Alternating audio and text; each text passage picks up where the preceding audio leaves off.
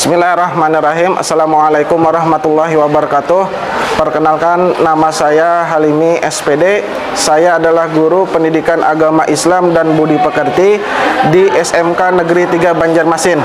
Saat ini saya adalah mahasiswa PPG dalam jabatan batch 2 tahun 2024 di LPTK UIN Antasari Banjarmasin dengan nomor peserta PPG 637186000645 dan dengan nomor induk mahasiswa saya adalah 2401130714. Saya melaksanakan uji kinerja pada hari Kamis tanggal 30 Januari 2025 di kelas 10B MPLB dengan materi meneladani peran ulama penyebar ajaran Islam di Indonesia. Terima kasih. Wassalamualaikum warahmatullahi wabarakatuh.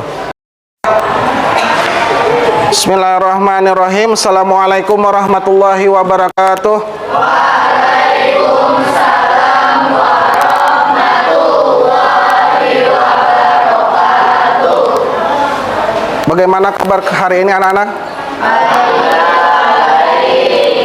Sebelum kita memulai pembelajaran, kita baca dulu, kita sama-sama membaca surah Ummul Quran.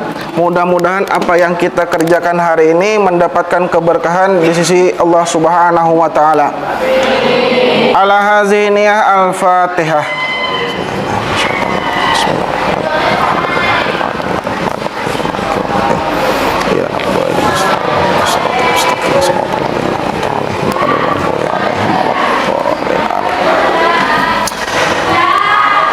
Baik, yang tidak hadir siapa? Kemana aja? Sakit. Oke, berarti satu orang ada hadir lah. Selanjutnya, ini adalah salah satu kata-kata yang ini kata-kata motivasi untuk kalian semua. Jika kamu tidak tahan terhadap penatnya belajar, maka kamu akan menanggung bahayanya kebodohan. Oleh Imam Syafi'i. Kira-kira bujur ada perkataan Imam Syafi'i ini lah. Sakulah tuh uyuh lah. Uyuh lah. Uyuh kada sakulah tuh. Tapi lebih uyuh lagi kalau kada sakulah, iyalah. Orang uyuh sekolah, tapi lebih uyuh lagi dengan sekolah. Coba lihat kalau ikam berjalanan ke pinggir mana ada orang yang kada sekolah, iyalah. Uyuh kada, uyuh. Yang buhan ikam sekolah saja setelah selesai ini belum tentu enak jadi apa. Apalagi orang yang tidak ada sekolah sama sekali, kada ada ilmunya. Mudah-mudahan kita sama-sama kawa menyelesaikan sekolah ini kalian. Amin. Baik, selanjutnya adalah gambaran materi pelajaran hari ini. Ini materi yang ingin Bapak sampaikan hari ini. Nah, meneladani peran ulama penyebar ajaran Islam di Indonesia. Di bab yang kelima, iyalah. Ini meneladani peran ulama penyebar ajaran Islam di Indonesia. Mengapa materi ini sangat penting? Karena materi penyebaran ajaran Islam di Indonesia ini itu sangat beragam. Ada nanti memasuki beberapa fase dan ini yang menjadi tugas kalian nantinya. Selanjutnya, tujuan pembelajaran hari ini yang pertama itu adalah tujuan pembelajaran hari ini cuma ada dua. Yang pertama, menganalisis sejarah dan peran tokoh ulama penyebar ajaran Islam di Indonesia. Yang nomor 3. Yang nomor 2-nya adalah membiasakan kesederhanaan dan kesungguhan mencari ilmu sebagai cerminan meneladani peran tokoh ulama penyebar Islam di Indonesia. Yang dua ini adalah tujuan pembelajaran hari ini. Nah, sebelum Bapak melanjutkan materi, silahkan ambil handphonenya masing-masing.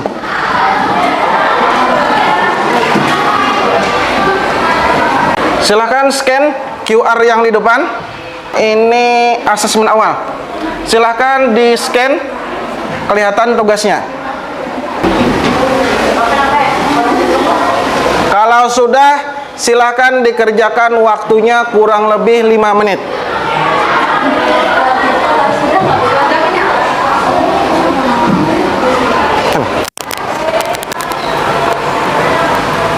Nah.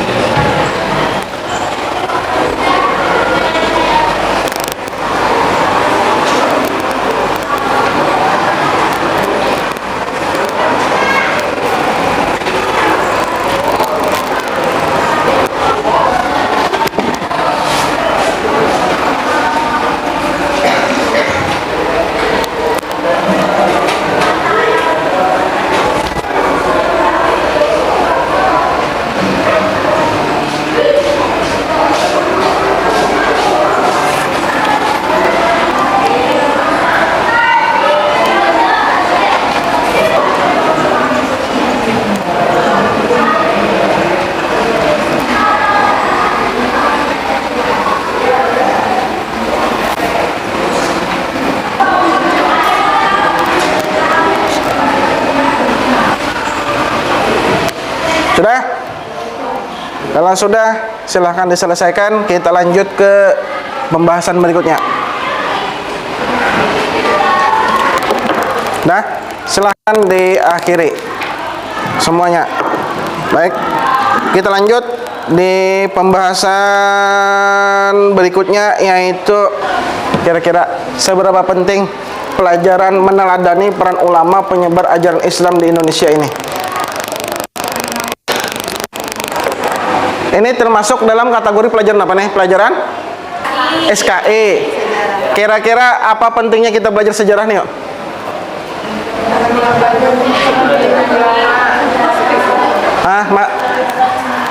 Salah satunya kenapa kita penting belajar sejarah ini, karena kita semua terlahir dari sejarah, betul.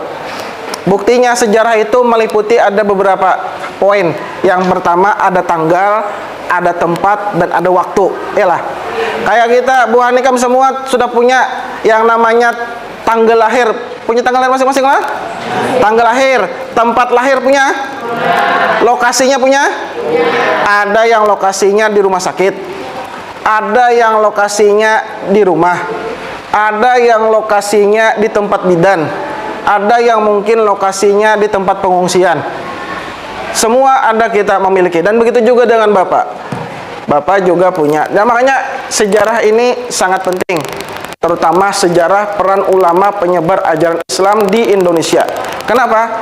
Karena saat ini siswa-siswi ini banyak yang tidak mengerti dan tidak tahu bahwa sejarah Islam masuk ke Indonesia itu seperti apa. Kemudian yang berikutnya yang ingin Bapak sampaikan adalah kita bagi kelompok dulu.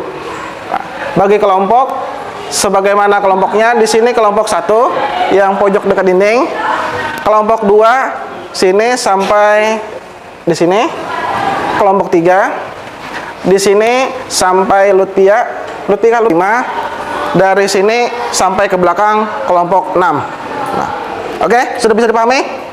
Secara umum gambaran Islam di Indonesia itu adalah masuk yang pertama di sini, di poin pertama. Islam pra Indonesia pra Islam. Ini kondisi masyarakat seperti apa? Di bawahnya ada turunan animisme. Tahu animisme lah? Kepercayaan terhadap benda atau macam-macam lah, kayak patung dan sebagainya. Kemudian dinamisme juga kurang lebih. Kemudian agama Hindu, agama Buddha, kerajaan Hindu-Buddha. Ini masuk di pelajaran sejarah, ya. Kemudian ada perkembangan Islam di Pulau Jawa, jalur masuk Nusantara, ulama prawali, wali songo, kerajaan Islam. Kemudian perkembangan Islam di Indonesia, jalur masuk di Nusantara, kerajaan Islam di Sumatera, ulama kontemporer, teladan para ulama. Yang nomor 4, ada organisasi besar beberapa organisasi besar di Indonesia. Yang pertama, peran organisasinya Muhammadiyah, tahu? Itu ormas. Yang kedua NU, tahu? Yang selanjutnya Persis, tahu? Persis itu hampir tidak ada di Banjarmasin. Persis ini lebih condong ada di daerah NTB, NTT. Persis basisnya. Ini adalah secara gambaran secara umum. Nah, ini kondisi Nusantara sebelum Islam datang nih. Nah, ini Bu Hanika pernah lah melihat kalau orang hendak pengantin rajin. Ada kalau piduduk, tahu piduduk lah. Nah, piduduk tuh diandak di mana rajin? Di bawah pelaminan, diandak di bawah pelaminan supaya apa? Supaya karena diganggu orang sebelah. Yalah. Nah, ini adalah salah satu kepercayaan kita yang masih ada sampai hari ini. Padahal ini sudah kita diupayakan ditinggalkan. Tapi kalau ditinggalkan, tiba-tiba macam-macam gini tuh. Ada yang awaknya keras, ada yang kemasukan dan sebagainya. Ini adalah kepercayaannya peninggalan masih ada di tempat kita seperti ini. Nih. Kemudian dinamisme nih menyembah kepada patung atau kayu atau pohon dan lain sebagainya. Nah, ini sudah agama Hindu. Agama Hindu itu adalah agama yang lebih awal masuk di Kalimantan sebelum Islam. Ini candinya ada di tempat kita, ada kalau candi lo di daerah mana tuh? Amuntai. Nah, berarti lebih dulu mereka masuk di sini. Kemudian Buddha juga ada, tapi di Buddha wadah kita terdudi. Nah, ini. Candi terbesar itu ada di Indonesia. Nah, ini.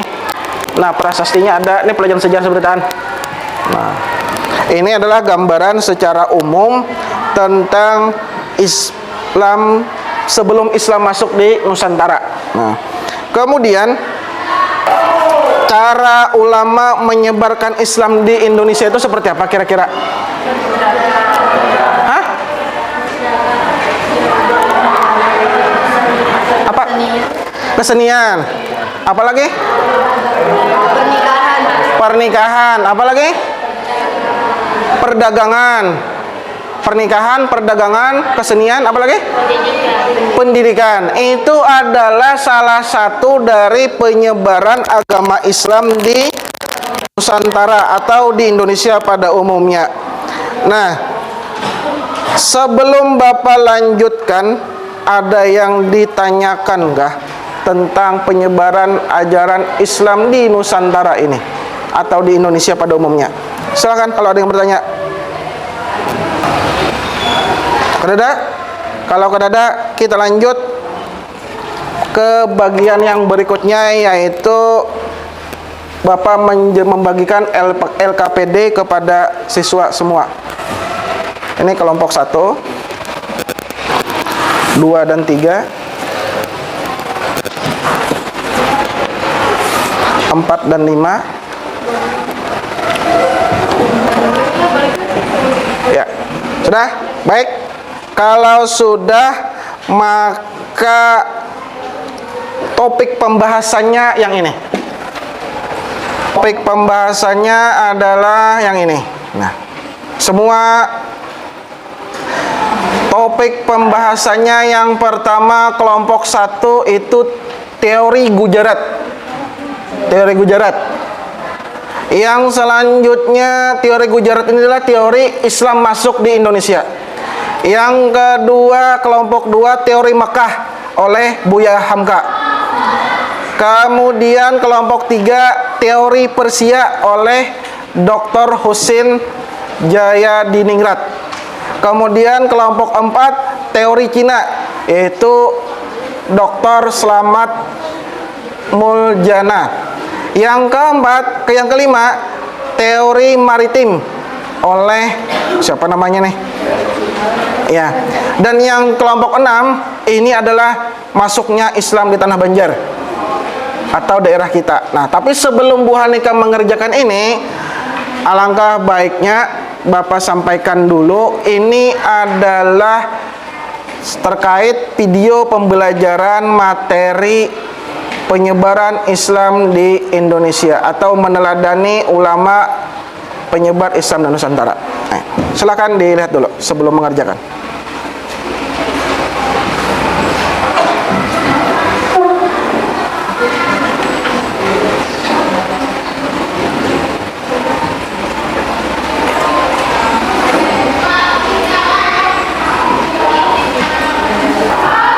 Ini apa yang disampaikannya itu sama ini juga.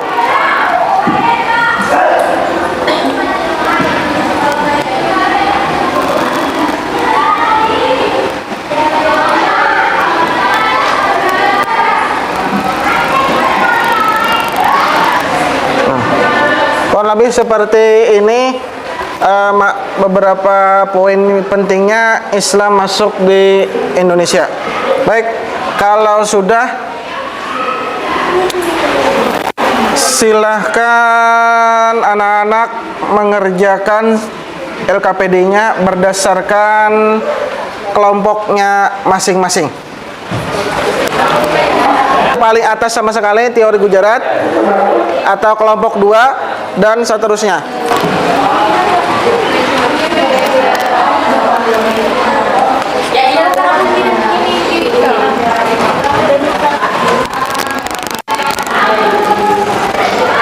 Silakan bisa ini kan teori di Banjar.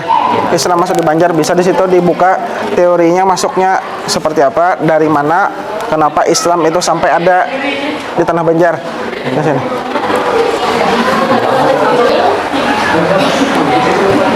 Kenapa masuknya teori?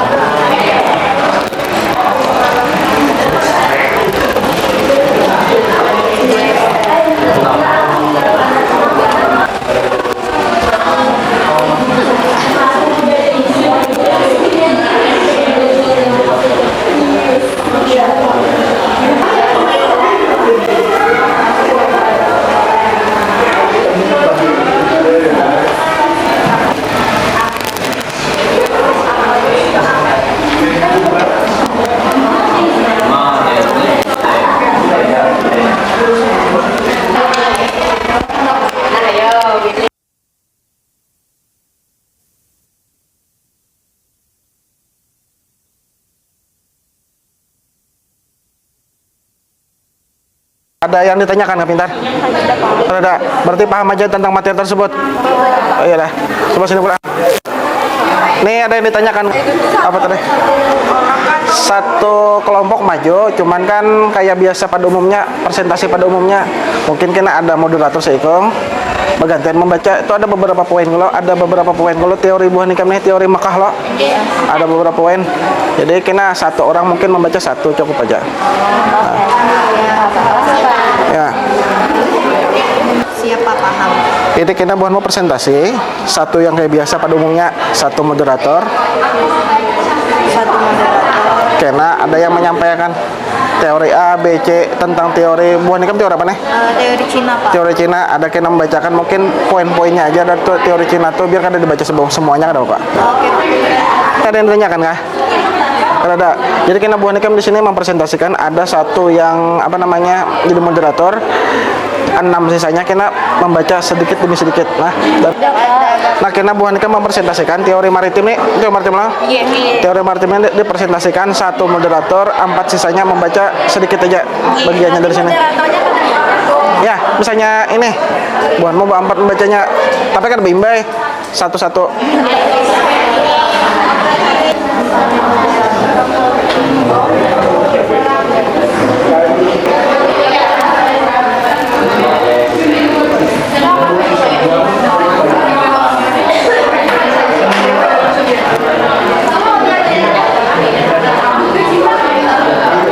Nah, baik, karena sudah selesai diskusi, maka silakan dipresentasikan, dimulai dari kelompok yang pertama dulu. Silakan. Assalamualaikum warahmatullahi wabarakatuh. Waalaikumsalam warahmatullahi wabarakatuh. Ini kami akan mempresentasikan hasil diskusi kami mengenai teori Gujarat yang akan dibacakan oleh Kalita Salma. Teori ini dikemukakan oleh Profesor Dr. Tisno Torgorsya. Teori Gujarat adalah salah satu dari 4 teori yang membahas proses masuknya Islam ke Nusantara. Profesor berkeyakinan bahwa tidak mungkin Islam masuk ke Indonesia langsung berasal dari Arab.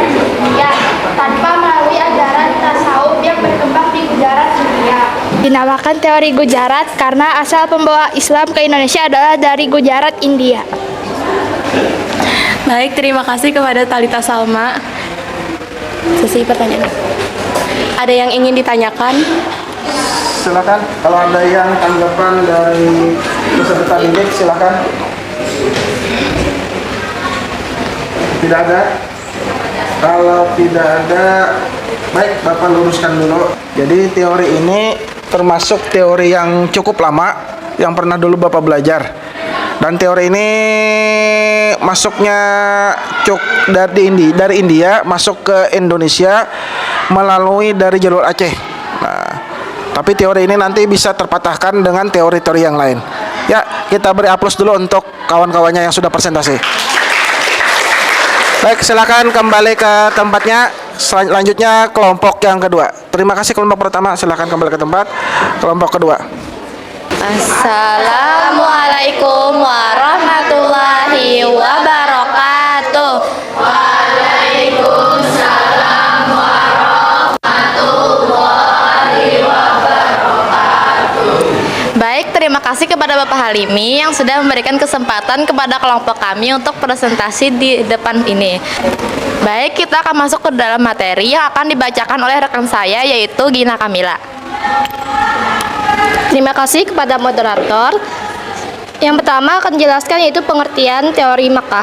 Teori ini dikemukakan oleh Profesor Dr. Hamka atau Haji Abdul Malik Karim Amrullah.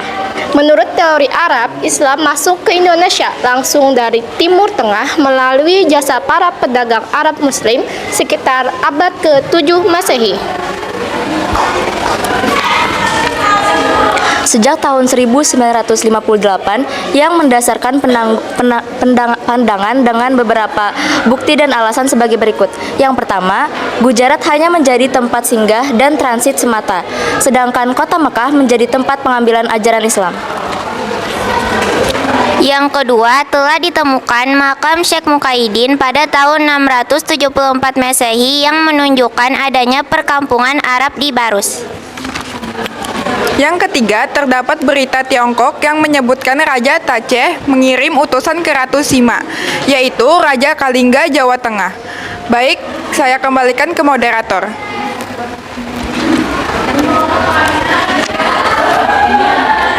Zainal Abidin Abbas memperkuat teori ini dengan menyatakan bahwa Islam telah masuk ke Sumatera Utara pada abad ke-7 tahun 684 Masehi.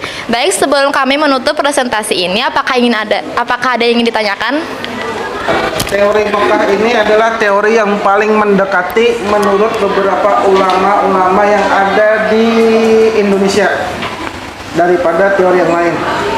Baik, terima kasih untuk kelompok kedua. Selanjutnya kelompok ketiga. Assalamualaikum warahmatullahi wabarakatuh. Waalaikumsalam warahmatullahi wabarakatuh. Perkenalkan, kami dari kelompok 3. Kami akan membacakan teori Persia oleh Profesor Dr. Hussein Dzazaningrat. Materi selanjutnya akan dibacakan oleh rekan-rekan saya. Menurut teori Persia, Islam baru masuk ke Indonesia sekitar abad ke-13 Masehi melalui jalur perdagangan.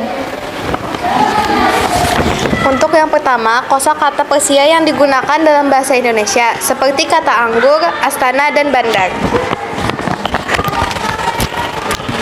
Yang kedua, penggunaan istilah berbahasa Persia dalam sistem pengajaran dalam bahasa Arab dalam kurung Al-Quran seperti patah sama dengan jabar, damah sama dengan pes, dan kasrah sama dengan jar. Yang ketiga yaitu munculnya pengaruh sastra Persia dan India terlihat pada munculnya karya-karya terjemahan dengan bahasa Persia seperti Kisroh, Emir Hamzah, dan lain sebagainya. Sebelum menutup materi, apakah ada pertanyaan?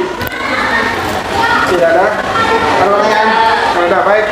Teori Persia ini oleh Profesor Dr. Hussein Dzazaningrat. Ini teorinya masuk di abad yang ke-13, 7 sampai 13 Masehi. Ini menurut teori di sini teori Islam itu dari Persia dan bermazhab Syiah, dan itu teori ini cukup lemah menurut sebagian ahli sejarah. Itu saja yang bisa Bapak tambahkan. Terima kasih untuk kelompok 3. Kita beri aplaus. Assalamualaikum warahmatullahi wabarakatuh. Waalaikumsalam warahmatullahi wabarakatuh. Perkenalkan, kami dari kelompok 4. Kami ingin menyimpulkan tentang teori Cina oleh Profesor Dr. Slamet Muljana. Kami mulai presentasinya yang akan dimulai oleh Lutfia Zahra. Menurut Slamet Muljana, teori ini menyatakan bahwa Islam masuk ke Indonesia pada abad ke-9 Masehi melalui perantau Muslim Cina yang datang ke Nusantara. Penulisan sejarah yang terkait dengan penulisan nama tempat dan nama orang yang bukan dari negeri Cina juga ditulis menurut bahasa Cina. Maka sangat mungkin seluruh nama-nama Raja Majapahit juga dicinakan dalam Hornik Lenteng Sampokong Semarang. Kelebihan teori ini adalah adanya pengaruh yang kuat budaya dan tradisi Cina. Ada juga beberapa masjid di kota-kota Indonesia yang berarsitektur Cina, contohnya Masjid Cheng-Ho di Surabaya. Selain itu, Raden Fatah, pendiri Kerajaan Demak, adalah keturunan Tionghoa dari garis keturunan ibunya. Kekurangan teori ini tidak menjelaskan awal masuknya Islam ke Nusantara dan hanya menjelaskan peranan Cina dalam pemberitaan bukti-bukti Islam telah datang ke Nusantara. Baik, sebelum kami tutup presentasi ini, apakah ada yang ingin bertanya? Ada? Baik, Bapak yang mengumpulkan ini teori yang juga bisa dikatakan teorinya sama hampir kayak teori Mekah. Kenapa? Karena bukti sejarahnya itu banyak. Di antaranya Bu Hanikam bisa melihat itu masjid berarsitektur Cina seperti Masjid Cheng-Ho.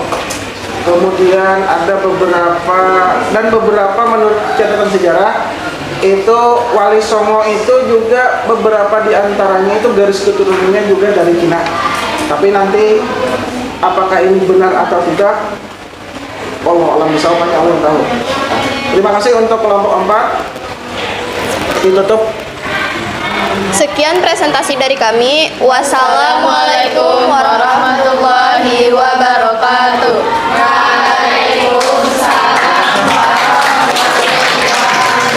Silakan kembali.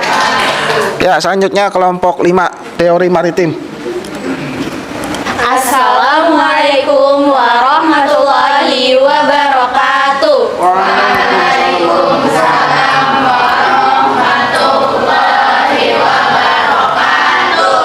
Pertama-tama saya ucapkan terima kasih kepada Bapak Halimi selaku guru pendidik yang telah mempersilahkan kami untuk berpresentasi di sini. Kami dari kelompok 5 dan untuk materi yang telah dibagikan oleh Bapak Halimi, kami kebagian dengan teori penyebaran agama Islam ke Nusantara lewat jalur maritim oleh N. Abaloch, dan materi ini akan dibacakan oleh presentator saya. Dipersilahkan.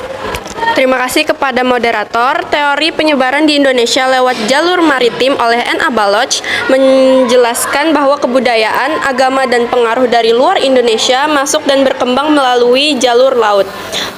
Baloch menekankan peran strategis jalur maritim yang menghubungkan Indonesia dengan dunia luar, terutama India, Arab, dan Cina. Pada abad ke-7 Masehi, agama Islam mulai menyebar dari Jazirah Arab ke wilayah-wilayah lain di dunia, termasuk ke Asia Tenggara. Beberapa poin utama dari teori ini adalah: 1. Peran jalur laut. Indonesia sebagai negara kepulauan memiliki posisi strategis di jalur perdagangan maritim internasional dengan berbagai peradaban dan budaya dari luar. Lalu yang kedua ada penyebaran agama dan budaya. Menurut N. Abaloch, penyebaran agama Hindu, Buddha, Islam, dan budaya lainnya banyak terjadi melalui jalur laut. Lalu yang ketiga ada pengaruh perdagangan. Jalur maritim juga menjadi saluran utama perdagangan yang mempengaruhi perkembangan kebudayaan lokal. Secara keseluruhan, teori maritim oleh N.A. Baloch menekankan pentingnya jalur maritim dalam penyebaran kebudayaan dan pengaruh luar ke Indonesia, serta bagaimana jalur ini menjadi saluran utama bagi pertemuan berbagai kebudayaan. Nah, baik teman-teman, setelah kami membacakan materi, apakah ada di antara teman-teman yang ingin bertanya tentang materi yang telah kami bacakan ini? Kalau tidak ada, saya akan menyerahkan kepada Bapak Halimi, dipersilahkan. Baik, teori maritim ini adalah salah satu teori terkuat sebelum teori Mekah. Kenapa? Karena masuk agama Islam itu dikatakan sejak zaman Umar bin Khattab. Masuk saja, tapi belum tersebar. Karena salah satu jalur masuk agama Islam itu melalui jalur perdagangan, iyalah. Jadi jalur perdagangan itu ada di daerah Aceh. Dia sudah masuk di sana, tapi belum tersebar melalui jalur perdagangan. Saya ucapkan terima kasih atas waktu dan perhatian kalian semua. Kami pamit undur diri. Wassalamualaikum warahmatullahi wabarakatuh. Terakhir, kelompok 6. Assalamualaikum warahmatullahi wabarakatuh.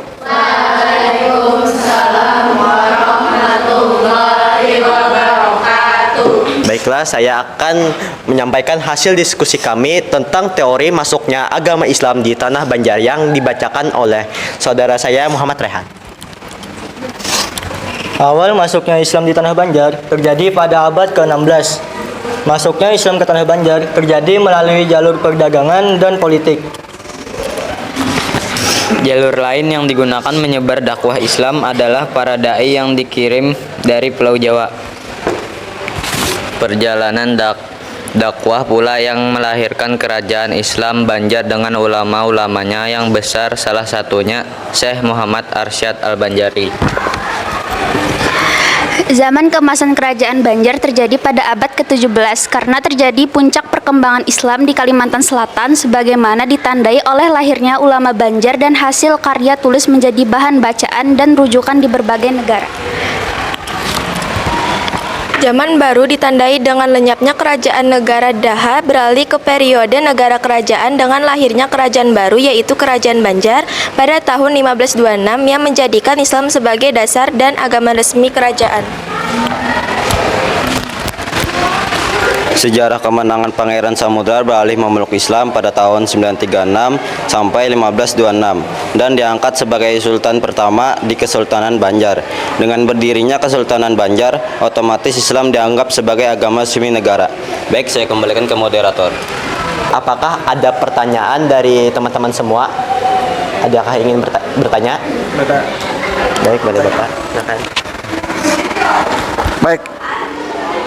Masuknya Islam di Tanah Banjar ini salah satu masuk seandainya Islam tidak beragama di Kalimantan ini mungkin kita sampai hari ini masih beragama Hindu. Lah. Jadi pada waktu itu terjadi perang saudara antara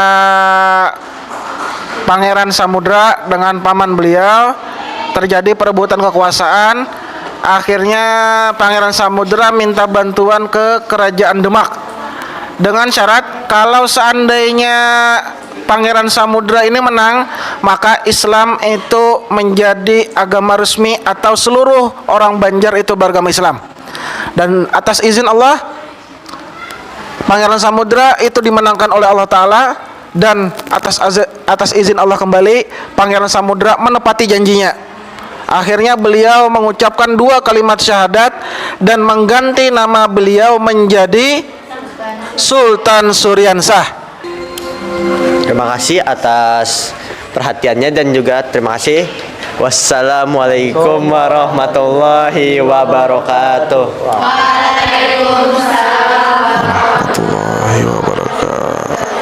Baik, setelah presentasi kesimpulannya sudah, kemudian akhirnya tiba di penilaian akhir, yaitu asesmen akhir. Silakan diambil handphonenya kembali masing-masing dan scan sebentar. Nah, silakan scan QR yang di depan. Silahkan dikerjakan, waktunya 10 menit.